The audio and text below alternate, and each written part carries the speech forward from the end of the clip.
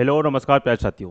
कैसे हैं आप सभी। तो आज हम बात करने जा रहे हैं आपका कि एसएससी जीडी में जो आपका नॉर्मलाइजेशन कंपनियां करेंगी वो किस अनुसार आपका नॉर्मलाइजेशन करेंगी। तो ध्यान रखना साथियों, टोटल आपकी जो विधि होती हैं वह आपकी 7 विधि हैं जिसके अनुसार आपको नॉर्मलाइजेशन दिया जाता है। अब ऐसा नहीं होता है कि पहले बात हम करेंगे कि नॉर्मलाइजेशन क्या है, इससे क्या फ़ायदा होता है। तो इससे नॉर्मलाइजेशन से यह फ़ायदा होता है कि आपका जो आपका ज़्यादा ही होशियार बच्चा है तो उसको कोई दिक्कत नहीं है। जो एवरेज बच्चा है, एवरेज बच्चा क्या होता है, वो नॉर्मलाइजेशन के माध्यम से ही सिलेक्शन ले जाता है। यानी कि उसके अंदर नॉलेज तो है, नॉलेज के साथ साथ उसको स्ट्रेटजी भी है कि हमें एग्जाम किस प्रकार से करना है, तो वो नॉर्मलाइजेशन के माध्यम से आपका सिलेक्शन ले जाता है। ऐसा नहीं कि होशियार बच्चा ही सिलेक्शन ले लेगा, एवरेज बच्चा भी नॉर्मलाइजेशन के माध्यम से सिलेक्शन ले जाता है। अब ऐसा फिक्स नहीं होता है कि नॉर्मलाइजेशन भगवान के भरोसे कि नॉर्मलाइजेशन मिल जाएगा तो मिल जाएगा, ऐसा नहीं होता है। नॉर्मलाइजेशन बच्चे के ऊपर डिपेंड करता है कि बच्चे ने किस प्रकार से क्वेश्चनों को अटेंड किया है, किस प्रकार से उसे नॉर्मलाइजेशन मिलेगा। क्योंकि टोटल आपकी 7 विधियां हैं, तो 7 विधि में से 3 विधियां बच्चे के ऊपर डिपेंड करता है कि बच्चा किस प्रकार से कर रहा है। यदि उन 3 आपका 3 प्रक्रिया में यदि वो बच्चा अप्लाई हो गया तो उसमें से जो 4 प्रक्रिया आपकी कंपनी आपको देगी वह 3 के अनुसार ही आपको 4 पर डिपेंड होता है। देखिएगा, नॉर्मलाइजेशन एक्स फिक्स नहीं है कि कंपनियां ही देंगी, बच्चे को खुद भी लेना पड़ता है, ये बात ध्यान रखना। क्योंकि मैंने जितने भी एग्जाम दिए हुए हैं, आपका एनटीपीसी प्री हो चाहे एनटीपीसी मेंस हो, वह मैंने नॉर्मलाइजेशन के माध्यम से आपका क्वालिफाई किए हुए हैं। देखिएगा, मैं आपको अपना एक स्कोर कार्ड दिखा देता हूँ, देखना। ये आपको दिख रहा होगा, इसमें कोई दिक्कत नहीं होगी। देखिए, ये मेरा नाम है सुनील कुमार,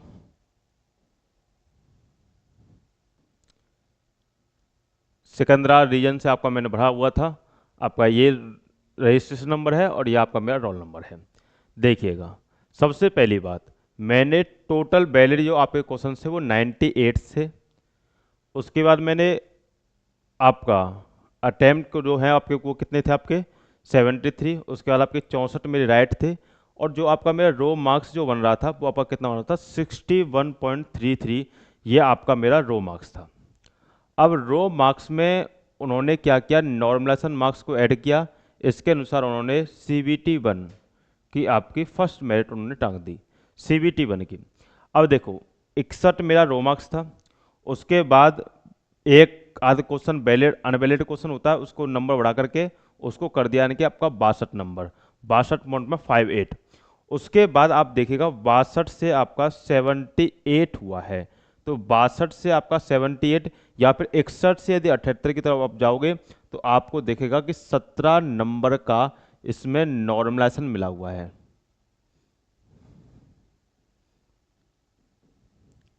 यानी कि 17 नंबर का इसमें नॉर्मलाइजेशन है। अब ये 17 नंबर का नॉर्मलाइजेशन है वो किस प्रकार मुझे मिला हुआ है, इसके बारे में भी बात करेंगे। चलिए साथियों, सबसे पहले हम बात कर लेते हैं कि किस प्रकार से कंपनियां हमें नॉर्मलाइजेशन प्रोवाइड कराती हैं। इसके ऊपर सबसे पहले देखते हैं। ध्यान रहे साथियों, नॉलेज के ऊपर डिपेंड होता है और आपका स्ट्रेटजी के ऊपर भी आपका डिपेंड होता है। देखिएगा, सबसे पहले हम 1 बाय 1 चलेंगे। मैंने ऐसा नहीं है जैसे आप पेपर दे के आते हो इस प्रकार जैसे आप बैठोगे वही सेम प्रक्रिया मैं आपके लिए यहाँ बनाऊंगा, देखने का प्रयास करना। देखिएगा जी, मान लीजिए कि हमने 3 शिफ्ट बनाई। ये आपकी शिफ्ट 1 है, हमने शिफ्ट 2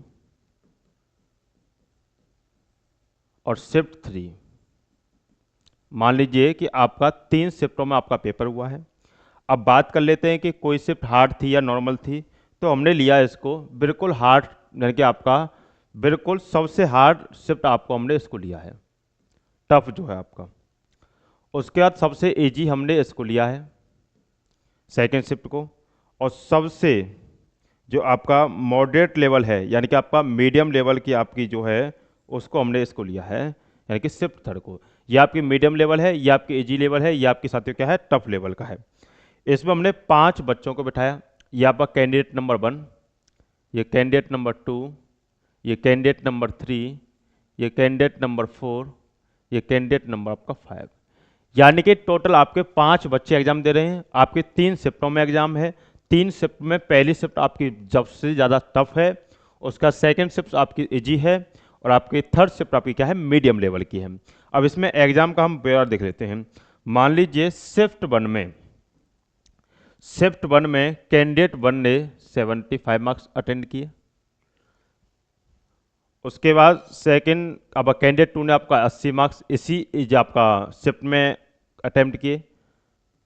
थर्ड बच्चे ने आपका 85, फोर्थ बच्चे ने आपका 90 और फिफ्थ बच्चे ने आपका मान लीजिए 95 नंबर आपने अटेंड किए। अब बात आती है सेकंड नंबर, यानी कि जो हार्ड शिफ्ट आपका इजी शिफ्ट थी, उसमें मान लीजिए पहले बच्चे ने 105, दूसरे बच्चे ने 110, तीसरे बच्चे ने 115, चौथे बच्चे ने 120, पांचवें बच्चे ने 125 नंबर आपका अटेंड किए। अब आते हैं लास्ट वाले पे। अब लास्ट वाले का देखें तो मान लीजिए उसमें आपका 85 मार्क्स इसने अटेम्प्ट किए हैं।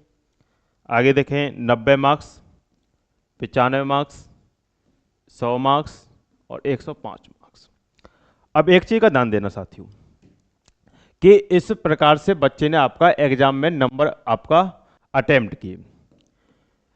देखिए शिफ्ट वन में टफ शिफ्ट थी तो नंबर मिले 75, 80, 85, 90, 95। शिफ्ट टू आपकी इजी थी ज़्यादा, 105, 110, 115, 120, 125 मिले। मीडियम शिफ्ट थी आपकी थर्ड वाली तो 85, 90, 95, 100, 105। यहाँ कंपनियां क्या करती हैं, इस प्रकार से उनके पास डाटा पहुंच गया। अब कंपनियां देखती हैं एवरेज मार्क्स क्या है।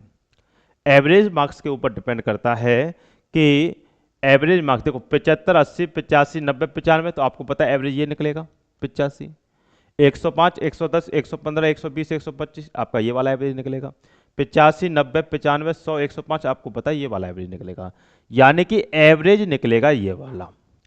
अब आपको पता है यहां पे एवरेज है 105 नंबर। अब 105 नंबर का एवरेज है, ये सबसे पहली प्रक्रिया होती है। इसमें क्या किया जाता है, बच्चे को इक्वल ही डिवाइड किया जाता है कि बच्चे को पहले इक्वल किया जाएगा। इक्वल के बाद भी नंबर ऊपर नीचे होते हैं, वो भी मैं बताऊंगा। नॉर्मलाइजेशन ऐसा नहीं होता कि बढ़ेगा ही बढ़ेगा, नॉर्मलाइजेशन घटता भी है तो साथ साथ बढ़ता भी है, देखना।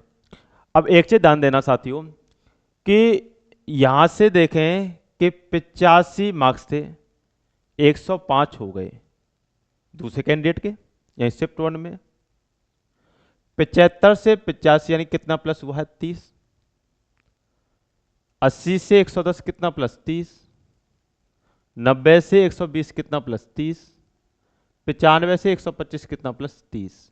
यानी कि इसका मतलब क्या है, यदि हमें पहली शिफ्ट को दूसरी शिफ्ट से हमें यदि इक्वल करना है, पहली शिफ्ट से यदि हमें दूसरी शिफ्ट को इक्वल करना है तो पहली वाली शिफ्टों को सभी को कितने कितने नंबर मिल जाएंगे, आपके 30 नंबर सभी को दे दिए जाएंगे। या फिर ऐसा होता है कि यदि इनको 25 नंबर देंगे तो इनको हम 5 नंबर घटा देंगे सभी को। यहाँ 5 नंबर घटाएंगे तो यहाँ 25 नंबर देंगे, यहाँ 20 नंबर देंगे तो यहाँ से 10 नंबर हम घटा देंगे। ये प्रक्रिया होती है।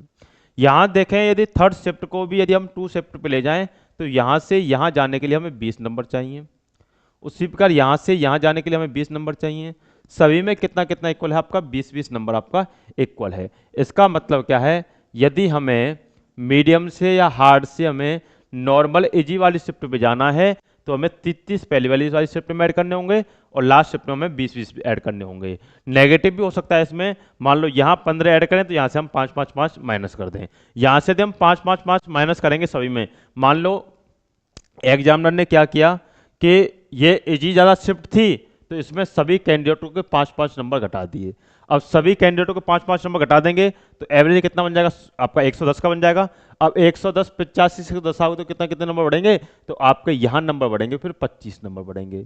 तो फिर यहाँ कितने बढ़ेंगे 115 तक, 110 तक, तो यहाँ कितने बढ़ेंगे आपके, यहाँ बढ़ेंगे आपके 110 है ना, ठीक, यहाँ बढ़ेंगे 15 नंबर। तो यानी कि नेगेटिव भी होता है तो पॉजिटिव भी होता है, ये डिपेंड है। ये मैंने जो बताया ये पॉजिटिव है, ये मैंने जो बताया वो क्या बताया है, नेगेटिव पॉजिटिव दोनों को मिला करके बताया है। इसमें नेगेटिव भी है साथ के साथ क्या है, पॉजिटिव भी है। अब एक चीज ध्यान रखना, फर्स्ट के सेकंड इक्वल हो गया और सेकंड शिफ्ट के आपका थर्ड भी इक्वल हो गया। इसका मतलब होता है ये प्रक्रिया होती है आपकी नॉर्मलाइजेशन की सही विधि होती है जो कि कैंडिडेट को सबसे पहले दी जाती है। ठीक साथियों, यह आपको बिल्कुल एकदम बारीकी से समझ में आएगा। इसके बाद चलेंगे हम नेक्स्ट, दूसरी प्रक्रिया कौन सी होती है। दूसरी प्रक्रिया भी आपकी सबसे इंपॉर्टेंट है। अब ये बता दीजिएगा, ये आपका बात समझ में आई है नहीं आई है। देखिए दूसरी प्रक्रिया पे हम चलते हैं। अब देखना एक चीज और आपको बता दूं,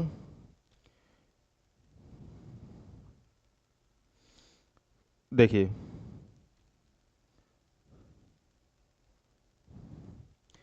दूसरी प्रक्रिया क्या है। देखो नॉर्मलाइजेशन का फायदा क्या होता है, जैसे मान लीजिए कि इस प्रकार से हमें शिफ्ट दी गई कि ये तो एकदम वेरी इजी शिफ्ट थी, ये आपकी मॉडरेट लेवल की शिफ्ट थी यानी कि मीडियम, ये आपकी हार्ड शिफ्ट थी। अब एक चीज ध्यान देना, यहां सबसे ज्यादा मेन डिपेंड करता है नॉलेज, नॉलेज और स्ट्रेटजी के ऊपर। कि ऐसा होता है कि मान लीजिए अब बच्चा ये देखता है कि हमारा इजी पेपर आ जाए, इजी पेपर से फायदा नहीं होता है, इजी पेपर से नीचे वाला जो डाउन बच्चा होता है वो फायदा उठा जाता है।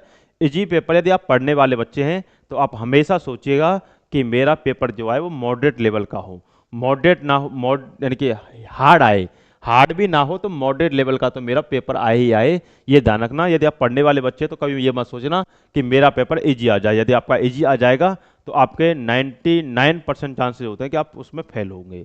यदि आपका पेपर मॉडरेट लेवल का भी आता है तो आप यानी कि आपका पेपर में क्वालिफाई भी नहीं करोगे तब भी कर जाओगे वो नॉर्मल के माध्यम से, यहाँ तो आप पक्का ही पास हो जाओगे, इसमें कोई दिक्कत नहीं आती है। अब देखना, जैसे मान लीजिए हमने किसी सब्जेक्ट को लिया, जैसे मान लो कि हमने मैथ सब्जेक्ट को उठाया। अब मैथ सब्जेक्ट को उठाया, मान लीजिए पेपर ज़्यादा ही इजी आ गया, अब की वजह से एसएसजीडी में आया था, बहुत ज़्यादा इजी आया था आपका मैथ का पेपर। मान लीजिए 20 क्वेश्चन थे, तो वेरी इजी में 20 क्वेश्चन मान लीजिए जो पढ़ने वाला बच्चा है उसने मान लीजिए 20 के 20 क्वेश्चन अटेम्प्ट किए, पढ़ने वाला बच्चा तो इजी शिफ्ट है तो 20 के 20 अटेम्प्ट किए। मॉडरेट लेवल आया तो बच्चा 18 तक पहुंच गया। मॉडरेट लेवल का पेपर होता या इजी है तो बच्चे ने 20 नंबर प्राप्त किए, या मॉडरेट होता तो बच्चा 18 नंबर प्राप्त करता। ज़्यादा ही हार्ड हो जाता तो बच्चा 15 तक तो फिर भी पहुंच जाता, कोई इसमें दिक्कत नहीं आती थी। ज़्यादा ही पेपर हार्ड है कि मैथ का बिल्कुल समझ में नहीं आ रहा है, तब भी जो पढ़ने वाला बच्चा है तो 15 तक तो पहुंचेगा, ये नॉर्मल सी बात है। अब देखिए ये तो थे केवल और केवल ये पढ़ने वाले बच्चे, कि पढ़ने वाला बच्चा इजी में था तो 20 में से 20 मार के आया, मॉडरेट लेवल में था पढ़ने वाला बच्चा तो 20 में से 18 मार के आया। आपका हार्ड शिफ्ट थी तो पढ़ने वाला बच्चा था तो 20 में से 15 नंबर मार के आया। यदि मान लीजिए पेपर दूसरा बच्चा भी दे जो बिल्कुल पढ़ने वाला नहीं है यानी बहुत कम पढ़ता है, तो इजी शिफ्ट होगी तो इसमें भी बस 17 से 18 क्वेश्चन इसमें भी अटेम्प्ट कर देगा। यहाँ मॉडरेट लेवल की होगी तो वो 13 से 14 क्वेश्चन तक पहुंच जाएगा। ज्यादा ही हार्ड क्वेश्चन आपकी शिफ्ट होगी तो वह बच्चा मात्र और मात्र 7 से 8 क्वेश्चन पे बच्चा पहुंचेगा। अब एक चीज का ध्यान देना, इन दोनों में डिफरेंस कितने का है, तो 2 से 3 नंबर का। डिफरेंस देखना, अंतर दोनों का। यहां यदि अंतर देखें तो यहां अंतर कितने का है, यहां बोलोगे जी आप अंतर है 4 और 5 नंबर का, ठीक। यहां देखें तो अंतर कितने का है, तो आप बोलो जी यहां जो अंतर है आपका 7 से 8 नंबर का यहां अंतर है। तो अब एक चीज देखना, यदि पेपर का लेवल इजी होता तो क्या आप में और उसमें कोई अंतर आया, 2 ही नंबर का तो अंतर है, 2-3 नंबर का अंतर, कोई आपका कोई ज़्यादा लेवल बनेगा नहीं बनेगा। यहाँ से आपको कोई फायदा नहीं होता पढ़ने वाले बच्चों के लिए, यहाँ बिना पढ़ने वाले बच्चों के लिए और फायदा हो जाता है।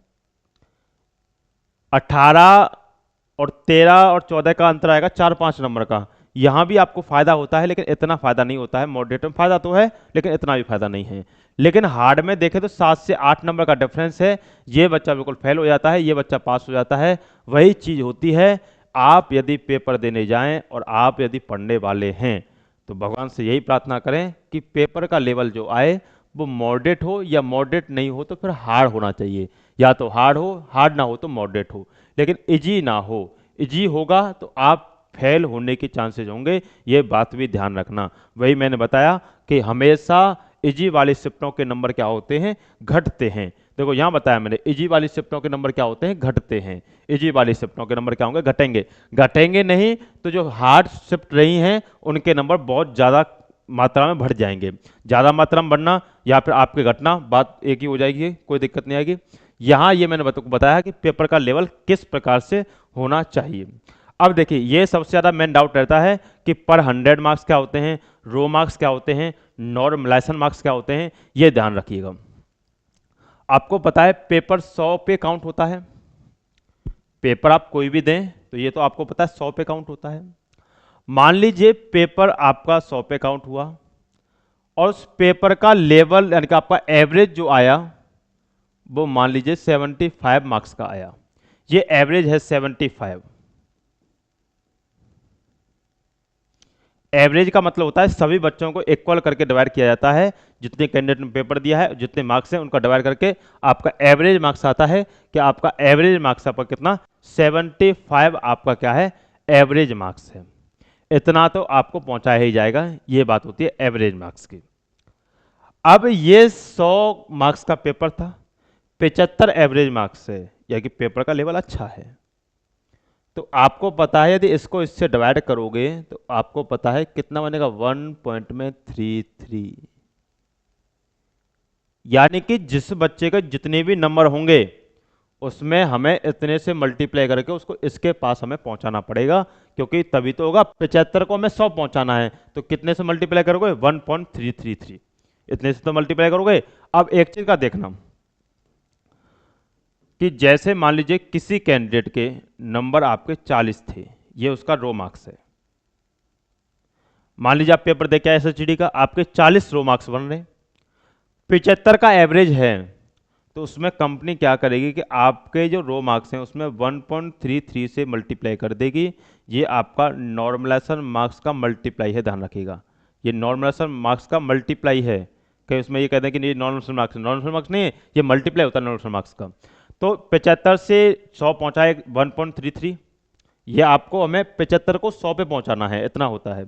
तो 40 का मल्टीप्लाई 1.33 से करोगे तो आपको पता है 40 से कम 40 और 40 दिया हो जाएगा आपका, यानी कि 53 के लमसम आपका पहुंच जाएगा। यानी कि जिस बच्चे के 40 नंबर थे रो मार्क्स, वह बच्चा 53 के लगभग में पहुंच गया। ये होता है नॉर्मलाइजेशन मार्क्स। ये क्या होता है नॉर्मलाइजेशन मार्क्स होता है। जिस बच्चे के 40 नंबर थे उसका मल्टीप्लाई 1.33 से हो गया, उसके 53 के लगभग आपके नंबर हो गए, ये नॉर्मलाइजेशन मार्क्स होता है। इस बात का ध्यान रखिएगा। अब मेरिट जाए कितने पर लगे, 60 पर लगेगी तो ये फेल हुए, 50 पे लगेगी तो ये पास है। ये होता है, ये मेरिट के ऊपर डिपेंड करता है कि आप फेल होंगे या फिर पास होंगे। ये आपके मेरिट के ऊपर डिपेंड करेगा, ये बात ध्यान रखिएगा। ये थर्ड प्रक्रिया होती है जो कि आपका कंपनी के ऊपर डिपेंड करती है। अब इसमें आपका कोई लेना देना नहीं है, इसमें आपका कोई भी लेना देना। देखो, इस प्रक्रिया में आपका कोई लेना देना नहीं, इस वाली प्रक्रिया में भी आपका कोई लेना देना नहीं। कोई कंपनी आपको देगी हार्ड शिफ्ट या नॉर्मल शिफ्ट है, इस प्रक्रिया में भी आपका कोई लेना देना नहीं, ये भी आपकी कंपनी के ऊपर डिपेंड करती है। अब बात कर लेते हैं, ये तो 3 कायदे हो गए आपके, किसके ऊपर, आपके कंपनी जिस प्रकार से नॉमिनेशन करती है। अब आपको किस प्रकार से नॉमिनेशन करवाना है वो अब आपके ऊपर डिपेंड करता है। जैसे मान लीजिए आप पेपर देने गए, आपके 4 subject I, math, reasoning, Hindi, GS. ठीक, आपको पता है पेपर आपके मेल और फीमेल दोनों ही देते हैं, और आजकल जो आपका रेशियो रहता है वो आपका 3:2 के रेशियो में आपका डिवाइड होते हैं दोनों के दोनों। यानी कि मेल और फीमेल जो आपके डिवाइड होते हैं वो 3:2 के उसमें डिवाइड होते हैं। यानी 5 कैंडिडेट यदि पेपर दे रहे हैं तो इसमें फिक्स होता है कि 3 मेल होंगे तो आपके 2 क्या होंगे, आपको उसमें फीमेल होंगे। ये कॉलेज के ऊपर डिपेंड नहीं करेगा, ये टोटल के ऊपर डिपेंड करेगा, ये चीज़ होती है। अब आपको पता है आपके पेपर में 20 क्वेश्चन मैथ के थे, रीजनिंग के भी 20 क्वेश्चन थे, हिंदी के भी 20 क्वेश्चन थे, और आपका जीएस के भी 20 क्वेश्चन थे। मैं क्वेश्चन लेके चलूंगा, मार्क्स नहीं लेके चलूंगा, ध्यान रखना। 20 क्वेश्चन थे, reasoning 20 question, Hindi 20 question, GS 20 question. आपने मैथ को अटेम्प्ट किया, आप एक एवरेज बच्चे हैं, जो हम आपका एनालिसिस कर रहे हैं वो सभी एवरेज बच्चों का कर रहे हैं। आप एक एवरेज बच्चे हैं, आपने पेपर करना स्टार्ट किया। मान लीजिए आपने मैथ को सबसे पहले किया।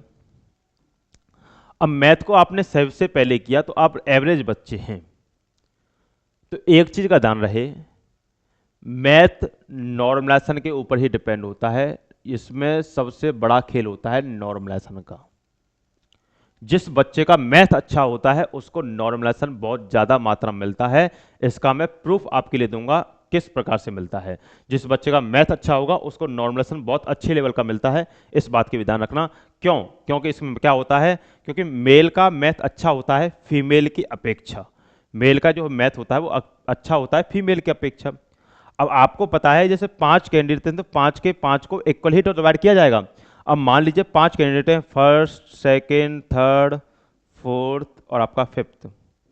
जैसे मान लो इसने मैथ में 20 नंबर प्राप्त किए, इस सेकंड ने मान लीजिए 15 प्राप्त किए, इसने मान लीजिए 18 प्राप्त किए। ये दो फीमेल थी, मान लीजिए इन्होंने प्राप्त किए 8 नंबर, इसने प्राप्त किए मान लीजिए 10 नंबर।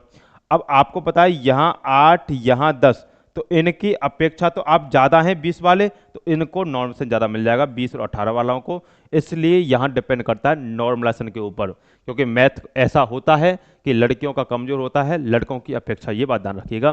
तो मैथ में नॉर्मलाइजेशन ज़्यादा मिलता है। एक बार याद रहे हमेशा, अब आप आगे भी पेपर दोगे तो मैथ में ये ध्यान रखिएगा 18 क्वेश्चन से ऊपर ही अटेम्प्ट करना मैथ में। मेरी अपेक्षा मानो तो मैथ पे अच्छे से ध्यान देना कि 20 में से 20 भी हो जाएं तो भी कोई दिक्कत नहीं आएगी, अच्छे लेवल का नॉलेज आपको मिलेगा। रीजनिंग में कोई भी हो बच्चा नॉर्मली आपको 18 हो 19 हो आराम से नॉर्मली इतना प्राप्त कर लेता है, कोई भी इसमें दिक्कत नहीं आती है। 20 में से 20 भी प्राप्त कर लेते हैं, वो मेल और फीमेल दोनों का एक जैसा होता है। हिंदी भी बराबर सा होता है, फीमेल का और भी अच्छा होता है हिंदी। तो आपका 20 में से 20 क्वेश्चन ही हिंदी में मारे जाते हैं बच्चे। अब क्या थोड़ी हिंदी अच्छी लेवल की आई थी उसमें दिक्कत रही थी। उसका जीएस में कोई रोल नहीं होता है नॉर्मल का, 10 से 12 क्वेश्चन या 12 से 14 क्वेश्चन यहाँ लड़कियों का अच्छा लेवल का होता है। अब देखो यहाँ जीएस पे नॉर्मल नहीं दिया जाता है, उसका रीजन क्या होता है, उसका रीजन समझना। जैसे मान लीजिए कोई भी क्वेश्चन आया तो जीएस पे डिपेंड होता है, कोई भी क्वेश्चन आए। जैसे मान लीजिए उन्होंने पूछ लिया कि कर्नाटक की राजधानी क्या है। अब कर्नाटक की राजधानी क्या है, जो साउथ वाले एरिया वो बता देंगे, मान लो नॉर्थ इंडियन पे आपका नहीं बता, तो ये 50-50 में डिवाइड हो गए। मान लीजिए उत्तर प्रदेश का मुख्यमंत्री पूछा गया, तो उत्तर प्रदेश का मुख्यमंत्री पूछा गया तो नॉर्थ वाले तो सभी बता देंगे लेकिन आपके साउथ वाले नहीं बता पाएंगे। तो इसमें क्या होता है, इक्वली डिवाइड हो जाता है कि 50-50 अब डिवाइड हो जाए, तो 50-50 डिवाइड हो जाए तो वहां नॉर्मलाइजेशन की प्रक्रिया नहीं बनती है। नॉर्मलाइजेशन की प्रक्रिया बनती है जब रेशियो 4:1 का हो। जब रेशियो 4:1 का हो, जो कि मैथ में हो जाता है 4:1 का रेशियो, यहाँ 8-10 नंबर ही हैं या 20 नंबर हैं, तो कि यहाँ नॉर्मल मिलने की सबसे बड़ी प्रक्रिया होती है, जो कि आपका रीजनिंग में भी होती है लेकिन रीजनिंग में 1 से 2 क्वेश्चन में होती है, क्योंकि रीजनिंग का यदि क्वेश्चन आएगा हार्ड तो वो 1 से 2 ही क्वेश्चन आता है। अब मान लो कोई क्वेश्चन हार्ड आ गया, अब ये सुनना मैन से, ये मेन प्रक्रिया जो मैं बता रहा हूँ। जैसे ये हार्ड क्वेश्चन, ये ज़्यादा ही हार्ड क्वेश्चन है, एक यानी कि 1 से 2 क्वेश्चन हार्ड आया और 1 से 2 क्वेश्चन हार्ड आया।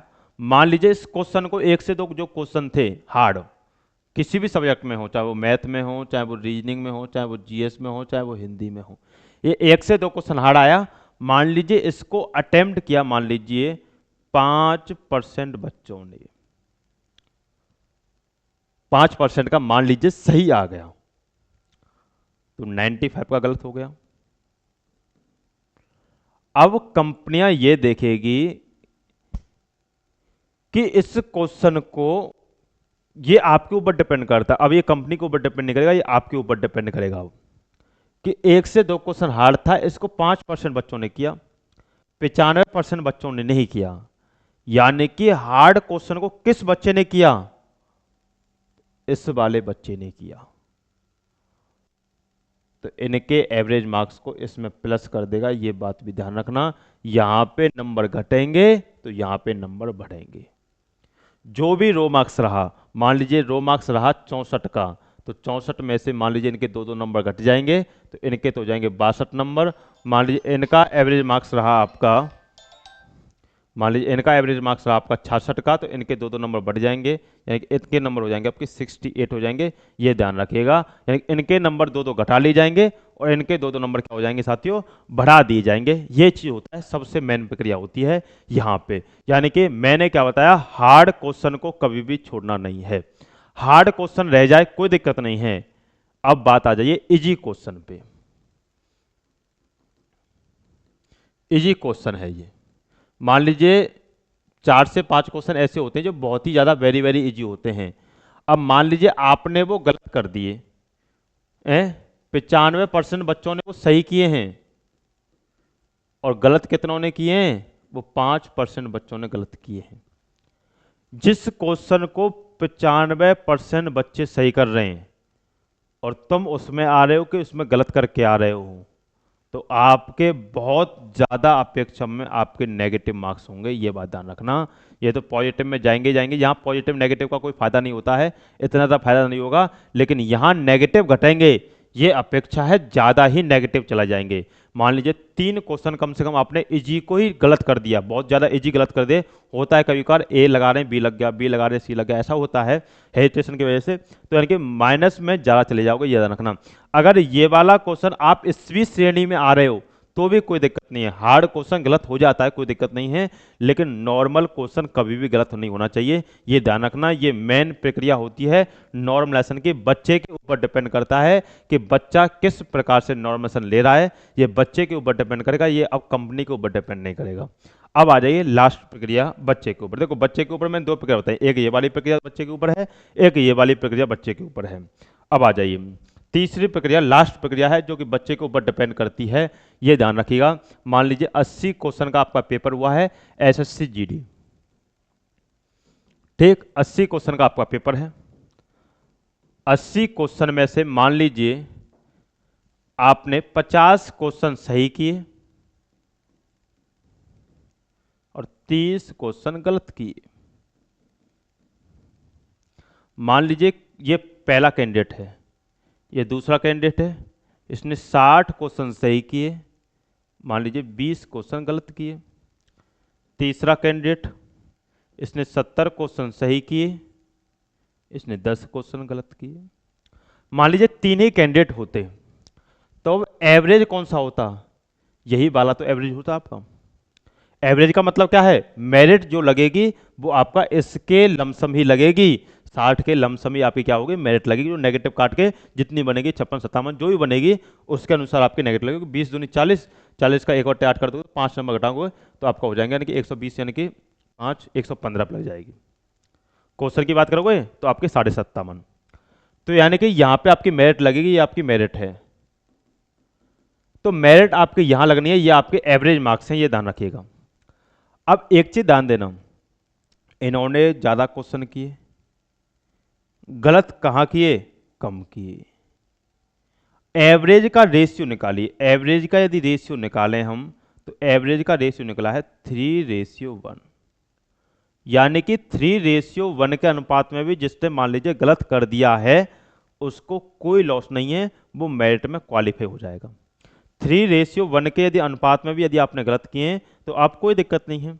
यहाँ यदि रेशियो काटोगे तो 10 से भी यदि इसे काटें तो 7 बार, यहाँ रेशियो देखें तो यहाँ देखिए कितना है 1, या अंतर देखिए 6 का है, या अंतर देखिए कितने का है 2 का है, ये अंतर होता है। यहाँ देखें तो अनुपात आएगा 5 का, यहाँ देखें तो अनुपात आएगा कितने का, 3 का आएगा। अब 5 3 का अनुपात, 3 1 का अनुपात, 7 1 का अनुपात, तो यहाँ सबसे ज़्यादा आपका बेनिफिट जो आपका होगा वो किस शिफ्ट वालों को होगा, तो आपका इस शिफ्ट को होगा, क्योंकि यहाँ रेशियो का अंतर क्या है, सबसे ज़्यादा है। इन्होंने 10 गलत किए हैं 70 सही किए हैं, तो इनको नंबर यहाँ मिलेंगे, ये बात ध्यान रखना, क्योंकि इन्होंने नेगेटिव बहुत कम किए हैं तो इनको नंबर यहाँ पॉजिटिव होंगे। इन्होंने नेगेटिव ज़्यादा किए हैं तो यहाँ नंबर नेगेटिव में जाएंगे। इनको नंबर पॉजिटिव और नेगेटिव दोनों मात्रा में मिलते हैं, इनको कम पॉजिटिव नेगेटिव होता है, क्यों, इसका रीजन क्या होता है, इसका अब रीजन डिपेंड करेगा इस वाले इन बच्चों पे, किसी ने सरल किया, किसी ने हार्ड किया, या फिर कोई एवरेज शिफ्ट रही, या फिर कोई ज़्यादा इजी शिफ्ट रही, इसके अनुसार इनमें डिपेंड करता है। ये प्रक्रिया होती है फिक्स जो आपकी मैंने बताई हैं, टोटली आपकी इस प्रकार से आपका लेवल डिपेंड करता है किस प्रकार से आपका बच्चे का वो है। लास्ट प्रक्रिया मैं बता दे रहा हूँ जो कि आपकी कंपनी के ऊपर डिपेंड करती है। देखिए अब लास्ट में एक क्राइटेरिया बता दे रहा हूँ, लास्ट जो आपकी कंपनी करती है, जैसे मान लीजिए टोटल आपकी वैकेंसी आई, मान लीजिए 13,000 वैकेंसी टोटल आपकी आई, टोटल 13,000 वैकेंसी थी। मान लीजिए एग्जाम चला आपका 10 शिफ्टों तक, एग्जाम चला 10 शिफ्ट तक। अब 10 शिफ्टों में एग्जाम हुआ, 13,000 टोटल वैकेंसी थी, तो फिक्स होता है कि 1,300 बच्चे उन्होंने शिफ्टों से उठाने हैं। अब 10 शिफ्टों में पेपर हो तो बटेगा कितना आपका 1300 बटेगा, तो 1300 बच्चों को उन्हें उठाना है। ये बात होती है नॉर्मलाइजेशन के ऊपर, ये डिपेंड करता है। बराबर शिफ्टों से यानी कि बराबर बच्चों को वो लेते हैं, यानी कि इक्वल ही डिवाइड करते हैं, ये बात ध्यान रखिएगा। जैसे मान लो फर्स्ट शिफ्ट से ऐसा हुआ कि 2000 बच्चे अप्लाई कर रहे थे, जो उन्होंने मेरिट लगाई, मान लो कितनी भी मेरिट लगाई उसमें 2000 बच्चे उनके अप्लाई कर गए। और मान लो ऐसी शिफ्ट आई 10वीं 8वीं शिफ्ट मान लो ऐसी आई कि जिसमें मान लीजिए 700 बच्चे ही आपके अप्लाई हो पाए। अब ये 1300, 2000 से 1300 यानी कि ये 1300 क्या है, ये एवरेज है, ये उनको लेना ही लेना है, ये एवरेज है। अब यहाँ से यहाँ जाओगे तो आपको पता है कितने माइनस स्टूडेंट हो जाएंगे, 700 स्टूडेंट माइनस होंगे। यहाँ कितने स्टूडेंट और प्लस किए जाएंगे, 600 स्टूडेंट प्लस किए जाएंगे। अब इसका मतलब क्या है, जिनके मार्क्स कम होंगे उनके मार्क्सों को पॉजिटिव कर दिया जाएगा, क्योंकि 600 मार्क्स आपका 600 बच्चे और बढ़ाने हैं। यहाँ क्या होगा, बच्चों को घटाया जाएगा, जितने 2000 बच्चे हैं उनको 1300 करने के लिए या नेगेटिव मार्क्स दिए जाएंगे, ये चीज़ होती है। ये भी आपका कंपनी के ऊपर डिपेंड करती है। तो टोटल मैंने कितनी विधियाँ बताई कंपनी वाली, टोटल आपकी देखो ये आपकी कंपनी के ऊपर डिपेंड करता है। ये नॉर्मलाइजेशन भी आपका कंपनी के ऊपर डिपेंड करेगा, ये नॉर्मलाइजेशन भी आपका कंपनी के ऊपर डिपेंड करेगा, और ये वाला नॉर्मलाइजेशन आपका कंपनी के ऊपर डिपेंड करेगा। यानी 4 नॉर्मलाइजेशन कंपनी के ऊपर डिपेंड और 3 आपके स्टूडेंट के ऊपर डिपेंड। ये वाला स्टूडेंट के ऊपर डिपेंड होगा, ये वाला भी स्टूडेंट के ऊपर डिपेंड होगा, ये वाला भी स्टूडेंट के ऊपर डिपेंड होगा। इसका मतलब क्या है, मैंने अभी आपको बताया कि 7 प्रक्रिया ऐसी हैं जिस प्रक्रिया से आपको नॉर्मलाइजेशन दिया जाता है। तो 7 में से 3 प्रक्रिया स्टूडेंट के ऊपर डिपेंड करती हैं और 4 प्रक्रिया किसके ऊपर डिपेंड करती हैं, कंपनी के ऊपर। यदि स्टूडेंट इन 3 प्रक्रियाओं को अच्छे से अप्लाई कर जाए, इन 3 प्रक्रियाओं को अच्छे से अप्लाई कर जाए, तो याद रखिएगा उसको अच्छे लेवल का नॉलेज मिलता है, फिर कंपनी भी उसको अच्छे लेवल का नॉलेज मिलती है। ये बात भी ध्यान रखना। ये 4 जो नॉलेज मिलता है ये इन 3 के ऊपर डिपेंड करेगा कि 3 पे बच्चे ने कैसा परफॉर्मेंस दिया है। अब मैं अपनी बता देता हूं कि हमने किस प्रकार से नॉर्म सर को लिया था, ये बात ध्यान रखिएगा। इसमें हुआ क्या कि हमारा मैथ और रीजनिंग बहुत अच्छे लेवल का है, क्योंकि मैं रीजनिंग का तो टीचर ही हूं। तो इसमें 35 नंबर की आपकी 30 नंबर की सॉरी रीजनिंग थी, 30 का आपका मैथ, और जीएस आपकी थी 40 नंबर की। ये प्री का था। मेंस में आपकी 35 के हो जाते हैं, ये 50 का हो जाता है। तो हमारे मैथ में 30 में से 30 आए थे, रीजनिंग में हमारे 30 में से 30 थे, लेकिन जीएस में जो भी किया उसमें से 2-4 ही क्वेश्चन सही हुए। आपको पता है 64 दिख रहे होंगे, 4 क्वेश्चन ही सही हुए, बाकी के क्वेश्चन गलत ही हो गए। 4 क्वेश्चन बचे थे सही होकर के। इसका मतलब क्या है, हमारा जीएस बहुत डाउन था। अब लेकिन मैथ रीजनिंग हमारा अच्छा था। अब मैथ में क्या हुआ, आपको पता है 3:2 के अनुपात में देते हैं बच्चे, ये मेल और ये फीमेल। अब फीमेल का मैथ तो कमजोर होता है, क्योंकि इसमें एडवांस भी आता है, आपका ज्योमेट्री है, आपका ट्रिग्नोमेट्री है, एलजेब्रा है। यहाँ बच्चे का देखते ही मूड खराब हो जाता है। तो यहाँ हमें बेनिफिट मिलता है इस चीज़ का, मैथ में जाकर के। रीजनिंग में भी बेनिफिट मिलता है, क्योंकि सिटिंग अरेंजमेंट वगैरह के सवाल आते हैं। 8 क्वेश्चन ऐसे थे जो कि आपका सिटिंग अरेंजमेंट से और आपका पजल से आए थे, और 8 क्वेश्चन 8-8, 9-9 व्यक्तियों वाले थे। कभी बाहर की तरफ मुख कर रखा है, कभी अंदर की तरफ मुख कर रखा है। कभी कभी मान लीजिए फ्लोर बेस आए थे, उनके व्यवसाय दे रखे हैं, इस प्रकार से क्वेश्चन आए थे। यानी कि उन क्वेश्चन को बनाने में समय लगता है। 90 मिनट होते हैं, 100 क्वेश्चन होते हैं, लेवल होता है पेपर का, बहुत अच्छे लेवल का मैथ रीजनिंग आता है। तो इस अनुसार हमें नॉर्मल जो मिला था आपका 17 नंबर का नॉर्मल आपको हमें मिला था। तो ये प्रक्रिया मैंने आपको टोटल बताई है कि इस प्रकार से हमें नॉर्मलाइजेशन क्या होता है वह मिलता है। चलिए साथियों, इससे आगे मिलेंगे आपसे नेक्स्ट वीडियो में। यदि ये वीडियो आपको पसंद आई है तो आप हमारे चैनल को सब्सक्राइब कीजिए। धन्यवाद साथियों।